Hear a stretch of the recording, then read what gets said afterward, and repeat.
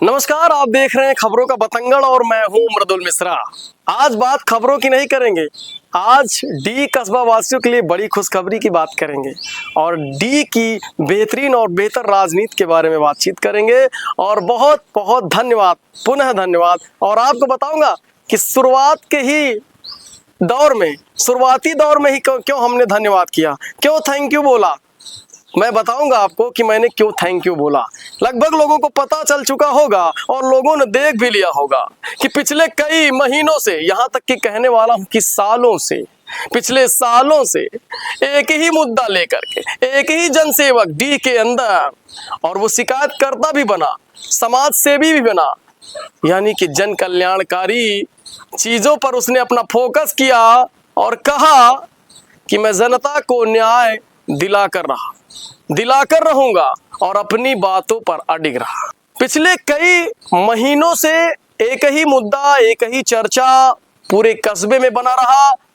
उठक पटक और तमाम तरह की उलझनों के बीच आज वो अवसर आया, आज वो मौका मिला और आज वो खुशियों का समय आया कि जिस समय यानी सावन के महीने में जो कभी शिव भक्त और वहां स्थानीय लोग कीचड़ों से होकर के गुजरते थे।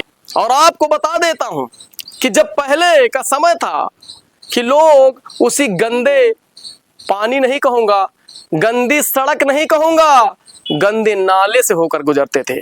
भगवान तक जाने का रास्ता इतना गंदा था, जैसा कि आपको मैं तस्वीरों में भी दिखा रहा हूं, स्क्रीन पर आप देखिए कि इतना गंदा। ये पहले का समय था, पहले की स्थिति ये थी डी के अंदर।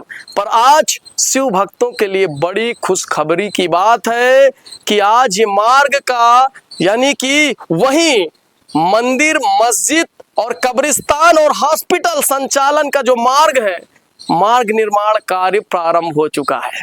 और ये बता दें कि ये बहुत ही अच्छी बात है कि इस कार्य की शुरुआत ऐसा लगता था कि अभी 2 महीना बाद ही होगा। पिछले कई महीने से यही बताया जाता था, बस कल से जेसीबी आ जाएगा, बस कल से रोलर आ जाएगा। मतलब कि प्रशासन के कई आला अफसर वहां आए और निरीक्षण, इंस्पेक्शन पर इंस्पेक्शन, समीक्षा पर समीक्षा, एक रोड और समीक्षाएं सोचिए किनके बीच हो रही थी। फिलहाल सबसे पहले धन्यवाद पंचायती राज विभाग, और धन्यवाद देना चाहूंगा यहाँ के क्षेत्रीय विधायक को, क्योंकि क्षेत्रीय विधायक और पंचायती राज विभाग के सहयोग से आज ये रोड का निर्माण कार्य प्रारंभ हो चुका। और ये तस्वीरें देखिए आप कि रोड पहले किस तरीके थी और आज कैसे हो रहा है। तो मैं एक बार फिर से धन्यवाद ज्ञापित करूंगा। और सबसे ज्यादा अगर धन्यवाद के पात्र कोई है तो वो हमारे समाज सेवी और कहूंगा वरिष्ठ समाज सेवी, जननायक अनिल सिंह चौहान को ये श्रेय जाता है, क्योंकि पिछले कई महीनों से वो शिव भक्त जो कि अपनी भक्ति के धूम में, अपनी भक्ति के मद में हमेशा यही कहा करते थे कि भगवान चाहेंगे और भगवान की मनसा यही है कि इस कार्य को मैं करवा के ही दम लूंगा। फिलहाल सबके नाक में दम करने वाले अनिल सिंह चौहान की मेहनत आज रंग लाई। और आपको बता दें, प्रशासन के नाक के नीचे उन्होंने दम कर दिया और कहा कि जब तक ये मार्ग बन नहीं जाता तब तक मैं चैन नहीं लूंगा। कभी डीएम तो कभी एसडीएम तो कभी मुख्यमंत्री हेल्पलाइन नंबर पे लगातार वो शिकायत करते रहे, अनुरोध भी करते रहे। यहाँ शिकायत का सिलसिला ही नहीं था, अनुरोध भी लगातार वो करते रहे। और इस बात को लगातार उनके जहन में ये बात रही है कि मैं इस मार्ग को बनवा लूंगा और बनवा पाऊंगा। अगर फाइलों की बात करें तो अनिल सिंह चौहान के पास आज भी वो फाइल पड़ी होगी और उस फाइल में लगातार कई शिकायतों के पर्चे जो टाइपिंग के रूप में रखे हुए हैं, टाइपिंग करके उसकी फोटोकॉपी आज उनके पास जमा होगी। और अनिल सिंह चौहान जी, आपको बहुत बहुत धन्यवाद, क्योंकि आज रोड यानी मार्ग का कार्य प्रारंभ हुआ है और पूर्णतः संचालन। मैं आपको भी देख रहा हूं कि आप रोलर के सामने खड़े होकर के उस रोड का पूजन कर रहे हैं। भाई, विधि विधान से उस रोड को बनाया जा रहा है, अब टूटेगा नहीं वो रोड। और हाँ, कोशिश करिए चौहान साहब, मटेरियल में कमी नहीं होनी चाहिए, मटेरियल बिल्कुल ए ग्रेड का होना चाहिए, तो 100% टूटेगी नहीं रोड। ये पीडब्ल्यूडी के अंडर आता है और उसके अंतर्गत आता है, तो उसके जेई फिलहाल अपर इंजीनियर और जूनियर इंजीनियर दोनों से बातचीत की, कई बार मेजरमेंट हुआ, कई बार ये कहा गया कि रिहायशी इलाकों में जो आगे बना लिए गए, जो आगे बनाए गए निर्माण कार्य, जो अवैध रूप से निर्माण किया गया, उसको भी ढहाने की बात आई कि भाई इसको तोड़ा जाएगा। फिलहाल इसके पक्ष में कोई नहीं था कि किसी का मकान, बना हुआ मकान तोड़ा जाए या चबूतरा तोड़ा जाए। कोशिश यही रहनी चाहिए कि सबको हिदायत देते हुए इस रोड के निर्माण कार्य को तेजी से करवाया जाए, ताकि मंदिर, मस्जिद, कब्रिस्तान और हॉस्पिटल, स्कूल को जाने वाला रास्ता सुगम हो पाए। और मैं आपको बता देना चाहता हूं, कुछ लोग इसी मार्ग के निर्माण में जब बातें हो रही थी, जब बातचीत, कई मीटिंग्स हुई कि ये बैनर लगाऊंगा, ये पंपलेट लगाऊंगा और लोगों को हिदायत दूंगा, तो उसमें कई बातें हो रही थी और ये भी कहा गया कि अगर इस मामले में कोई जिसको जानकर, भाई आप लोग अपना अपना काम करो ना भाई, इस मामले में अड़चन डालने की जरूरत क्यों। भैया मैं बता दूं, प्रथम नागरिक राष्ट्रपति हैं, तो मैं भी समाज का नागरिक हूं ना। समाज का नागरिक होने के नाते मैं जन समस्याओं, और एक मीडिया कर्मी होने के नाते जन समस्याओं को आगे उठाऊंगा। मुझे भी कई लोगों ने डराने धमकाने में लगे थे। वो सोचते होंगे कि कोई पोर्टल वाले होंगे, कोई छोटे मोटे यूट्यूबर वाला मामला होगा, छोटी मोटी बात कहूंगा, डिफेमेशन की बात करूंगा, वो डर जाएंगे। अरे भैया डरने धरने वाला नहीं हूं, है ना। आप पहली चीज तो जानिए पीसीआई के क्या नियम होते, प्रेस काउंसिल ऑफ इंडिया, और उसके बाद पीआईबी प्रेस इंफॉर्मेशन ब्यूरो में क्या क्या इंफॉर्मेशन होती हैं, फिर उसके बाद PTI press trust of India के क्या रूल्स एंड रेगुलेशंस होते हैं, आईटी रेगुलेशंस, जो हमारे आईटी रूल्स हैं उसको भी फॉलो करना होता है। आप मुझे सिखाएंगे पत्रकारिता का पाठ, आप मुझे बताएंगे कि पत्रकारिता कैसे होनी चाहिए। पत्रकारिता मेरे एडिटर्स बताएंगे ना, मुझे मेरे एडिटर इन चीफ बताएंगे, जिसके अंडर में मैं काम करता हूं, वो मुझे पत्रकारिता सिखाएंगे।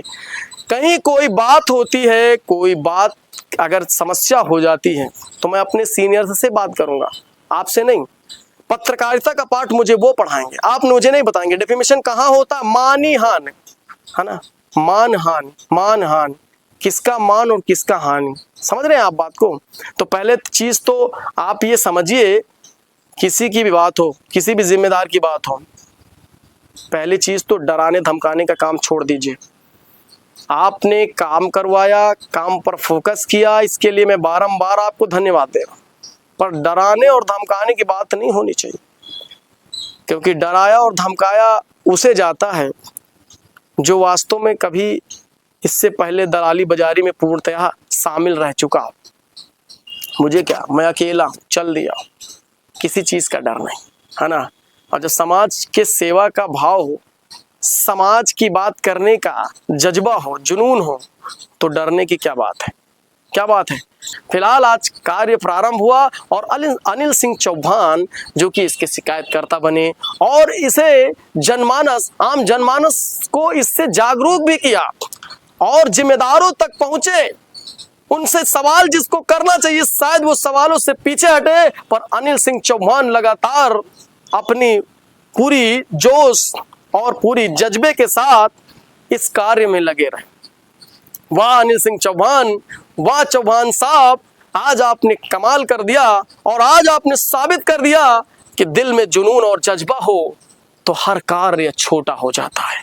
कोई कार्य बड़ा नहीं होता, कोई डरा नहीं सकता, कोई धमका नहीं सकता, काम तो आपको करना होगा। एक बार पुनः अनिल सिंह चौहान, पंचायती राज विभाग क्षेत्रीय विधायक और पीडब्ल्यूडी को पुनः एक बार फिर से धन्यवाद देता हूं कि आपने इस जन समस्या के बारे में आपने सोचा और इस मार्ग के निर्माण कार्य में आपने जल्दी की, क्योंकि अभी तो क्या था कि अभी तो बारिश भी खत्म नहीं हुआ था, अभी तो बारिश भी हो रही थी ना।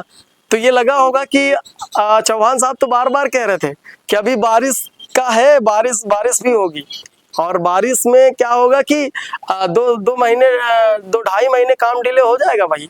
तो हमने कहा कि अब तो जब 9 महीने डिले हो सकता है तो दो ढाई महीने और देख लीजिए, बारिश का काम है ना भाई, तो बारिश में तो कोई काम चालू नहीं होगा। और अनिल सिंह चौहान साहब आप तो कह रहे थे कि बनेगा, निर्माण करवाऊंगा, करवाया निर्माण कार्य, तो अब तो लड्डू बांटिए ना भाई, अब तो खिलाइए, लोगों को पहुंचाइए। और ठीक है, जो आपको देख करके लोगों को प्रेरणा भी मिल रही है, वो भी सोच रहे हैं कि कब बांटूं, अगला सोमवार आएगा ना तो लड्डू बांट दूंगा। जनप्रतिनिधि शुभम अग्रहरी भी इस कार्य को करवा रहे हैं, लगातार पहुंच रहे हैं और कार्य की गुणवत्ता को लगातार बराबर परख रहे हैं, जांच रहे हैं। और ये बहुत अच्छी बात है कि कम से कम जब कार्य हो रहा है तो उस कार्य को देखने वाला कोई है। अभी भाई देखा आपने कितना बड़ा एक्सप्रेसवे, जहां पर इंजीनियर्स को होने चाहिए, कार्य के दौरान इंजीनियर्स वो समोसा खा रहे हैं, वो नाश्ता करने चले जाते हैं और लेबर वर्क पूरा जो है, लेबर टीम जो है वो अपना काम कर रही है। तो वो आपको पता होना चाहिए कि कैसा काम होगा। तो खैर, काम की गुणवत्ता को चेक करते रहना चाहिए, मैं मानता हूँ इस बात को। और उसको स्टेप बाय स्टेप ही कोई विकास कार्य आगे बढ़ता है। पर आप विकास कार्य किस तरीके से बढ़ा रहे हैं, आप जो है पत्रकार के सवालों का जवाब कैसे दे रहे हैं, आप जनता के सवालों का जवाब कैसे दे रहे हैं, ये तो आपके स्किल्स पर तय करता है ना कि आप कितने हुनरवान हैं और आपके अंदर क्या लीडरशिप कितनी है। सोचिए, वहां तक जाने का रास्ता बिल्कुल सुगम हो गया। बच्चे समय से अपने स्कूल पहुंच पाएंगे और मुसलमान भाई नमाज अदा करने के लिए मस्जिद समय से पहुंच पाएंगे। अब वो नापाक नहीं होंगी। पहले कितनी बार हमको सुनने को मिलता था, जब मैं खड़ा रहता था, अरे यार एक छिट्टी पड़ी, गंदगी पड़ा, कहते थे मैं नापाक हो गया। अब नापाक होकर के वो कहाँ से जा करके नमाज अदा करेंगे? मस्जिद में जाकर। आप सोचिए। आज एक बार फिर से आपको सल्यूट करता हूँ।